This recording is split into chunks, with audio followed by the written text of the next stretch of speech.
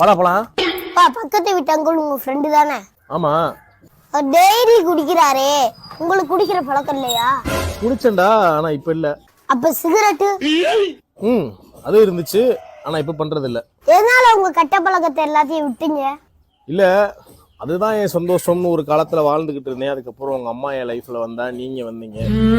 இதுதான் நம்ம நிரந்தரமான சந்தோஷம் சொல்லிட்டு அதை விட்டுட்டேன். அப்புறம் சிகரெட்டுன்னு தண்ணினே போனா கண்டிப்பா எனக்குன்னு ஏதாவது ஒரு நாள் ஒண்ணு ஆயிரும். அப்புறம் என்னையவே நம்பி இருக்கவங்க நான் ஏமாத்தின மாதிரி இருக்கும். போதும், அப்பா இல்லாம நான் பட்ட கஷ்டத்தை உங்களுக்கு கொடுக்க நான் விரும்பல. உங்களுக்காக எல்லாத்தையும் விட்டுட்டேன்டா.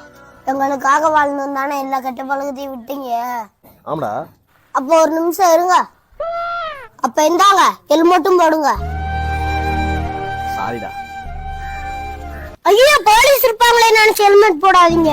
பொண்டாட்டி பிள்ளைங்க பெத்தவங்க நம்மள நம்பி இருக்காங்களேன்னு நினைச்சு ஹெல்மெட் போடுங்க. இப்ப போலாம்ப்பா.